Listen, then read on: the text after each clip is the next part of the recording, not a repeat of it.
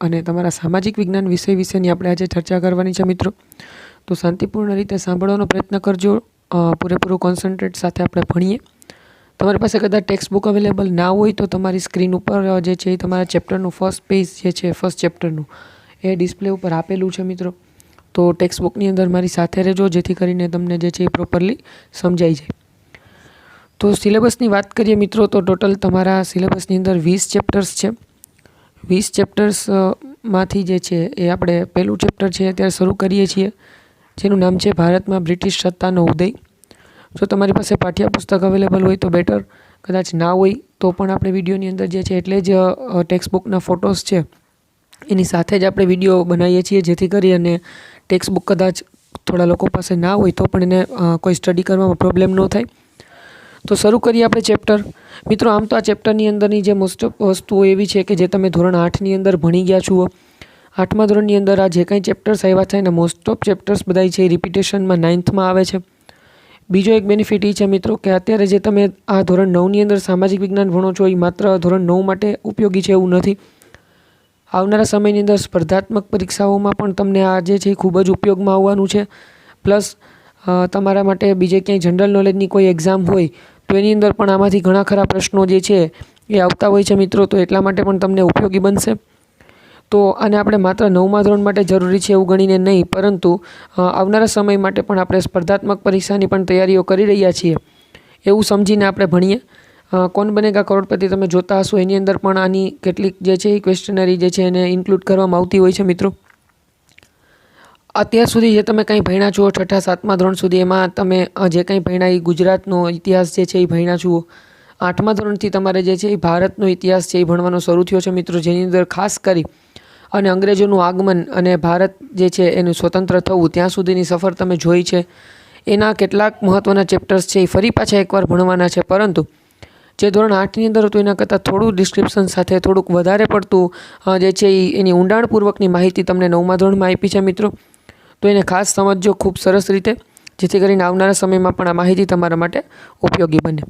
તો આપણે શરૂ કરવા જઈ રહ્યા છીએ ચેપ્ટર પહેલું, ભારતમાં બ્રિટિશ સત્તાનો ઉદય.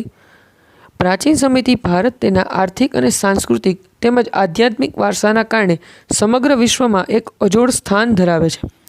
મિત્રો આપણો દેશ એવો દેશ છે કે જેની અંદર ધાર્મિકતા, સંસ્કૃતિ, વિજ્ઞાન, સંસ્કારો બધી જ વસ્તુનો સમન્વય એકસાથે જોવા મળે છે. તો આ દેશની અંદરની આવી બધી વિશેષતાઓને કારણે આજથી નહીં પણ પૂર્વકાળથી જ આપણો દેશ છે એ દુનિયાના દેશોની અંદર એક મહત્ત્વપૂર્ણ સ્થાન પામી ચૂક્યો છે મિત્રો. બીજી વાત એ પણ છે કે પહેલાંના સમયની અંદર આપણો દેશ જે છે એની આર્થિક સ્થિતિ ખૂબ જ સારી હોવાના કારણે આપણા દેશને જે છે એ સોને કી ચીડિયા તરીકે પણ ઓળખવામાં આવતું હતું, અને ખૂબ જ આર્થિક રીતે સમૃદ્ધ હોય એટલા માટે વિદેશી પ્રજાઓ પણ ભારતની અંદર વેપાર કરી અને ધનવાન બનવાની ઈચ્છાની સાથે ભારતમાં આવી. અને ભારતમાં વેપારી બનીને આવેલી પ્રજા જે છે એ કઈ રીતમાં ભારતમાં સ્થિર થઈ અને ધીમે ધીમે પોતાનું આધિપત્ય જમાવ્યું એ આપણે જે છે એ આ સિલેબસની અંદર ભણવાનું છે મિત્રો. તો આગળ એવું કહે છે કે એક અજોડ સ્થાન ધરાવતો હતો દેશ, કારણ કે એની સાંસ્કૃતિક, આધ્યાત્મિક અને આર્થિક સ્થિતિ ખૂબ જ સારી હતી, જે વિશ્વના અન્ય ડેવલપ કન્ટ્રીની હરોળમાં ખૂબ સારું એવું સ્થાન મેળવી ચૂકી છે. ભારતના સાંસ્કૃતિક વારસા અને આર્થિક સમૃદ્ધિના કારણે વિશ્વના ઘણા દેશોની પ્રજા ભારતમાં આવી અને ભારતની અંદરની કેટલીક વસ્તુઓ જે છે એ પરચેસ કરતી હતી મિત્રો. બીજા બધા દેશોની સરખામણીમાં કેટલીક સ્પેશિયાલિટી હતી આપણા દેશની કે જેના કારણે આપણા દેશમાંથી વિદેશી પ્રજાઓ જે છે એ શોપિંગ કરે છે, ખરીદી કરે છે. જેમાં ભારતની કઈ કઈ વસ્તુઓ જે છે એ યુરોપના દેશોની અંદર ખૂબ ડિમાન્ડમાં હતી, માંગ હતી. એની વાત કરીએ તો ભારતની અંદર બનતા મરી મસાલાઓ. હવે મિત્રો મરી મસાલાની અંદર કઈ વસ્તુ આપણે ઇન્ક્લુડ કરશું તો કે ભાઈ હળદર, ચટણી, ધાણા જીરું, જે કંઈ આપણા રૂટીન મસાલાઓ આપણા ઘરની અંદર આપણે રસોઈમાં યુઝ કરીએ છીએ એને આપણે મરી મસાલા કહેશું. ત્યાર પછી વાત કરી છે તેજાના. તો તેજાના એટલે શું ભાઈ, તો કે જે ખડા મસાલા હોય મિત્રો એને તેજાના કહેવાય. ફોર એક્ઝામ્પલ કે લવિંગ છે, તજ છે, બાદિયા છે, જાવંત્રી છે, બરાબર, આવા બધાના જે ખડા મસાલા કહેવાય, જેને પીસી અને આપણે ગરમ મસાલો તૈયાર કરતા હોઈએ. આમ તો હવે બધી વસ્તુ જે રેડીમેડ મળતી હોય છે એટલે મોસ્ટલી બધાના ઘરની અંદર રેડીમેડ ગરમ મસાલો આવતો હોય, પણ તમે એડવર્ટાઇઝ જોઈ છે બાદશાહ મસાલા, એવરેસ્ટ મસાલા વગેરે મસાલાઓ જે હોય ગરમ મસાલા, એ આ બધા તેજાનાઓને પીસીને બનાવવામાં આવે તો આને તેજાના કહેવાય છે. ત્યાર પછી વાત કરીએ મલમલ. તો જે મુલાયમ કપડું વેલ્વેટ ટાઈપનું આવે ને મલમલ કહેશું. રેશમી કાપડ એટલે કે સિલ્ક, અને ગળીની વાત કરીએ તો પહેલાંના સમયની અંદર મિત્રો જે છે વડીલો જે છે, મોટી ઉંમરના લોકો જે છે એ ખાસ કરીને વ્હાઇટ કપડાં પહેરવાનું વધારે પસંદ કરતા હતા. તો એવા સમયની અંદર એના જે વ્હાઇટ કપડાં હોય એને વધારે સારા અને સ્વચ્છ દેખાડવા માટે ગળીનો ઉપયોગ કરવામાં આવતો હતો. હવે ગળી જે છે એ શું છે તો કે ભાઈ બ્લુ કલરનું જે આવે એ પાવડર ફોર્મમાં આવે છે અને લિક્વિડ ફોર્મમાં આપણી પાસે આવે છે. આજના સમયમાં ગળીનો ઉપયોગ ખૂબ ઓછો છે, પણ પહેલાંના સમયની અંદર ગળીનો ઉપયોગ બહુ સારો એવો થતો હતો. તો મિત્રો આ 5 વસ્તુ આવી જે મરી મસાલા, તેજાના મલમલ, રેશમી કાપડ અને ગળી, આ વગેરે વસ્તુઓની યુરોપના દેશોની અંદર ખૂબ ડિમાન્ડ હતી, ખૂબ માંગ હતી. ભારત અને યુરોપ વચ્ચે વ્યાપાર જમીન માર્ગે તેમજ જળ માર્ગે થતો અને આ માર્ગના કેન્દ્ર સ્થાને તુર્કિસ્તાનમાં આવેલું ઇસ્તુંબલ, જેનું અન્ય નામ કોન્સ્ટેન્ટિનોપલ પણ હતું. હવે મિત્રો અહીંયા કોઈપણ જગ્યાએ એક જગ્યાએથી બીજી જગ્યાએ ટ્રાન્સપોર્ટેશન કરવું હોય તો એના માટે કોઈ પણ એક માર્ગ નક્કી કરવો પડે. આપણી પાસે 5 માર્ગ અવેલેબલ હોય. એક જે છે જમીન માર્ગ છે, એક રેલ માર્ગ છે, બરાબર, એક હવાઈ માર્ગ છે, એક જળ માર્ગ છે અને એક રજ્જુ માર્ગ છે, એટલે કે રોપવે માર્ગ છે. હવે સામાન્ય રીતે જે છે એ સડક માર્ગ જે છે એ સૌથી વધારે જે છે ઉપયોગમાં આવતો હોય છે મિત્રો. તો અહીંયા તમને એમ કહે છે કે ભારત અને યુરોપ વચ્ચે વ્યાપાર જમીન માર્ગે તેમજ જળ માર્ગે થતો. એટલે એનો મતલબ એવો થયો કે સડક માર્ગ અને સામુદ્રિક માર્ગ, આ 2 રસ્તાઓ દ્વારા એકબીજાના દેશોની અંદર વસ્તુની આપલે ટ્રાન્સપોર્ટેશન થતું હતું. અને આ માર્ગના કેન્દ્ર સ્થાને તુર્કસ્તાનમાં આવેલું ઇસ્તુંબલ હતું. એની અંદર જે તુર્કિસ્તાન નામનું જે પ્લેસ હતું, જગ્યા હતી, એની અંદર આવેલું હતું ઇસ્તુંબલ. એ ઇસ્તુંબલનું બીજું નામ છે કોન્સ્ટેન્ટિનોપલ. એના મિડલ પોઈન્ટમાં હતું. હવે આગળ શું થયું તો કે ભાઈ તુર્ક મુસ્લિમો, જેમ આપણામાં હિન્દુઓની અંદર અલગ અલગ જાતિઓ હોય, મુસ્લિમની અંદર પણ અલગ અલગ જાતિઓ હોય, એમાં જે તુર્ક મુસ્લિમો કરીને જે મુસ્લિમો હતા એણે ઇસ્તુંબલ એટલે કે કોન્સ્ટેન્ટિનોપલને જીતી લીધું.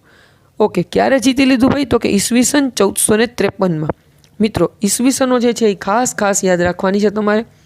એના માટે તમારે જે આપણે ફેરબુક તૈયાર કરશું એની અંદર ફ્રન્ટ પેજની અંદર એક જે છે કોષ્ટક બનાવવાનું છે, જેમાં એક બાજુ જે તમારે રો આપેલી હોય છે, જે હાંસિયો આપણે જેને કહીએ એ છોડી અને એના પછીની એક નાની હાંસિયા જેવડી કોલમ બનાવવાની છે. એની ઉપર લખવાનું છે ઈસવીસન.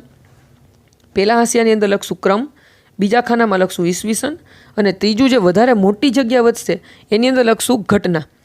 તો મિત્રો આવું એક કોષ્ટક તૈયાર કરો અને એની અંદર જે છે ક્રમ વાઇઝ એક ઈસવીસન જે આપણે ટેક્સ્ટ બુકમાં આવતી હોય એ ઈસવીસન અને એની સામે ઘટના, એની જે પ્રતિક્રિયા થઈ હોય, સમયમાં જે બાબતની ચર્ચા થઈ હોય એની સામે નોટ ડાઉન કરશું. આનો શું ફાયદો થશે તો કે ભાઈ જ્યારે તમારે આવી ઈસવીસન અને ઘટનાઓ યાદ રાખવી હશે ત્યારે તમારે આખી ટેક્સ્ટ બુક જે છે એ ફરી પાછી જે છે રિફર કરવી નહીં પડે. અને આ ચાર્ટ જે છે એ નિયમિત તમે એક વખત ન્યૂઝપેપરની જેમ ખાલી વાંચી જશો તો પણ તમને બહુ મોટો ફાયદો થશે મિત્રો. કારણ કે સોશિયલ સાયન્સની અંદર બહુ મોટા પ્રમાણની અંદર બધી ઈસવીસનો જે છે એ આપેલી હશે. તો એકસાથે જાજી બધી ઈસવીસન પછી તમારા માટે કંઠસ્થ કરવી, યાદ કરવી ખૂબ અઘરી બની જાય. તો એટલા માટે આપણે પહેલેથી એના માટે પ્રિપેર રહીએ. તો તુર્ક મુસ્લિમોએ કોન્સ્ટેન્ટિનોપલ જીતી લીધું મિત્રો ઈસવીસન 1453માં. અને યુરોપવાસીઓ માટે કોન્સ્ટેન્ટિનોપલ એટલે કે ઇસ્તુંબલ જે થઈ અને ભારત આવવા માટેનો જળમાર્ગ હતો એ લોકોએ બંધ કરી દીધો છે મિત્રો. યુરોપવાસીઓ જે છે એ ભારતમાં શોપિંગ કરવા માટે, વસ્તુ લઈ જવા માટે જે દરિયાઈ માર્ગે આવતા અને કોન્સ્ટેન્ટિનોપલ મિડલ પોઈન્ટ હતો એ જીતી લીધું તુર્ક મુસ્લિમોએ. એટલે એ જળમાર્ગેથી યુરોપવાસીઓને ભારત આવવા જવાનું એણે બંધ કરી દીધું. હવે 2 વસ્તુ થાય મિત્રો. કાં તો જે છે યુરોપવાસીઓએ આ જે કંઈ વસ્તુ ભારતમાંથી ખરીદતા હતા એ બીજે ક્યાંયથી ખરીદવી પડે, અધરવાઇઝ એ વસ્તુ વગર ચલાવી લેવું પડે. જો એવું ના કરે તો શું કરવું પડે તો કે તો એણે ભારત આવવા માટેનો બીજો કોઈ રસ્તો ગોતવો પડે કે જ્યાંથી આવી અને એ ફરી પાછી એકવાર આ બધી વસ્તુઓ પોતાના દેશ લઈ જઈ શકે. તો એની પાસે 2 ઓપ્શન છે. પણ ભારતની વસ્તુઓ વગર યુરોપને ચાલે એમ ન હતું, બરાબર. યુરોપવાસીઓને મરી મસાલા વગર ચાલે તેમ ન હતું. હવે મિત્રો મરી મસાલા છે એ રૂટીન મસાલા કહેવાય. રોજબરોજની રસોઈની અંદર આ બધી જ વસ્તુઓ જોઈએ. હવે એના વગર એ લોકોને ચાલે એમ ન હતું. એટલે એની પાસે સિંગલ ઓપ્શન રહ્યો શું તો કે ભારત આવવા માટેનો કોઈ રસ્તો બીજો શોધવો પડે. આથી તે લોકોએ નવો જળમાર્ગ શોધવાની જરૂરિયાત ઊભી થઈ મિત્રો. એ લોકોને કમ્પલસરી એક નવો જળમાર્ગ શોધવાની જરૂરિયાત ઊભી થઈ. શું કામ? કારણ કે હવે એની પાસે બીજો કોઈ માર્ગ, રસ્તો નથી. એને જે વસ્તુ જોઈએ છે એ માત્ર ઇન્ડિયામાંથી જ એને ખરીદવી છે. અને ઇન્ડિયા આવવાનો જળમાર્ગ હતો એ તુર્ક મુસ્લિમોએ બંધ કરી દીધો છે. કારણ તુર્કિસ્તાનમાં આવેલું ઇસ્તુંબલ એ લોકોએ જીતી લીધું અને કોન્સ્ટેન્ટિનોપલથી આવીને જે વચ્ચે મિડલ પોઈન્ટ થઈને ભારત અવાતું હતું એ રસ્તો બંધ થઈ ગયો છે મિત્રો. તો હવે કમ્પલસરી એને નવો જળમાર્ગ શોધવાની ફરજ પડશે. શું કામ? કારણ કે સામાન્ય રીતે જુઓ તો એક દેશથી બીજા દેશ જવા માટે મિત્રો 2 માર્ગ જે છે એ કોમન છે, જેની અંદર એક હવાઈ માર્ગ આવે, બરાબર છે, અને એક જળમાર્ગ આવે. તો હવાઈ માર્ગ તમે સમજો છો કે ઓમે એટલો કોસ્ટલી છે, બરાબર, કે અત્યારે આજના સમયમાં જુઓ કે કોસ્ટલી એટલો છે કે માણસને પોતાને એક દેશથી બીજા દેશ જવું હોય તો પણ હવાઈ માર્ગ છે કોસ્ટલી સાબિત થતો હોય. તો એવા સમયમાં તમે કોઈ ટ્રાન્સપોર્ટેશન માટેનો ઉપયોગ કરો તો એ બહુ મોંઘું પડે, એટલે શક્ય ન બને. એટલે એકમાત્ર રસ્તો એ રહ્યો કે નવા જળમાર્ગની શોધ કરવી. તો યુરોપવાસીઓને જો ભારતના મરી મસાલા અને વગેરે વસ્તુ ખરીદવી હશે તો એને નવો જળમાર્ગ શોધવો પડશે. તો એની જરૂરિયાત ઊભી થઈ. હવે મિત્રો, જરૂરિયાત એક એવી વસ્તુ છે, માણસના જીવનમાં કોઈ પણ વસ્તુની નીડ હોય એટલે એને જે છે અચીવ કરવા માટે એ કોઈ પણ પ્રકારના રિસ્ક પણ લેશે અને કોઈ પણ પ્રકારના જે છે એના માટે સાહસ પણ કરશે અને મહેનત પણ કરશે. એક એક્ઝામ્પલ દ્વારા સમજીએ. કોઈ વ્યક્તિને તરતા ન આવડતું હોય અને એને તમે પાણીની અંદર પડી જાય તો એવું વિચારી લે કે હવે મને તરતા તો આમ બી આવડવાનું નથી, તો હું મરી જ જવાનો છું, તો ચાલો મરી જાઉં. એવું નહીં વિચારે. શું કરશે? બચવાનો પ્રયત્ન કરશે મિત્રો. તો એ બચવાના પ્રયત્ન અંતર્ગત જો કોઈ મદદ એને મળી જાય ને કદાચ એનો જીવ બચી જાય, અથવા તો એને તરતા ન આવડતું હોય છતાંય તરીને કાંઠા સુધી પહોંચી જાય, એવું પણ બની શકે. તો એવી જ રીતના આ લોકોને વસ્તુ વગર ચાલે એમ ન હતું, એટલે કમ્પલસરી નવો જળમાર્ગ શોધવાની એને ફરજ પડી. અને આ જરૂરિયાતને પૂર્ણ કરવા માટે જેણે જળમાર્ગની શોધ કરવાનું નક્કી કર્યું મિત્રો, એનાથી વિશ્વની અંદર એક ભૌગોલિક સંશોધનનો યુગ પ્રારંભ થયો. એક ભૂગોળની અંદર બહુ મોટી એવી ઘટના બની મિત્રો કે ભારત આવવા માટેનું જે છે એક નવો જ જળમાર્ગ જે છે એ અસ્તિત્વમાં આવ્યો. તો મિત્રો, અહીં સુધી આપણે સમજીએ એટલે આપણો એક જે છે ચેપ્ટરનો ઇન્ટ્રો પાર્ટ પૂર્ણ થાય કે કઈ રીતે ભારતની વસ્તુઓ જે છે એની વિદેશમાં માંગ હતી, ખાસ કરીને યુરોપના દેશોમાં, જેની અંદર મરી મસાલા, તેજાના, રેશમી કાપડ, મલમલ અને ગળી, આ 5 વસ્તુ મુખ્ય હતી. કોન્સ્ટેન્ટિનોપલ થઈને જે જળમાર્ગ આવવાતું હતું તે તુર્ક મુસ્લિમોએ જીતી લેવાના કારણે બંધ થઈ ગયો, બરાબર, જે 1453થી બંધ થઈ ગયો. એટલા માટે નવો જળમાર્ગ શોધવાની ફરજ યુરોપવાસીઓને પડી. શું કામ? કારણ કે એને મરી મસાલા વગર ચાલે એમ ન હતું, અને એટલા માટે એક ભૌગોલિક સંશોધનના યુગનો પ્રારંભ થયો. તો મિત્રો, અહીંયા સુધી જે છે આપણે રાખીએ છીએ. નેક્સ્ટ જે આપણો વિડીયો લેક્ચર હશે એની અંદર આપણે આગળનો પાર્ટ છે કન્ટિન્યુ કરશું. આ જળમાર્ગ શોધવાની શરૂઆત કોણે કરી, કેવી રીતના થઈ અને કોણે આમાં સફળતા મેળવી વગેરે વિશેની માહિતી આપણે આગળના ચેપ્ટરમાં જે છે એ સમજશું.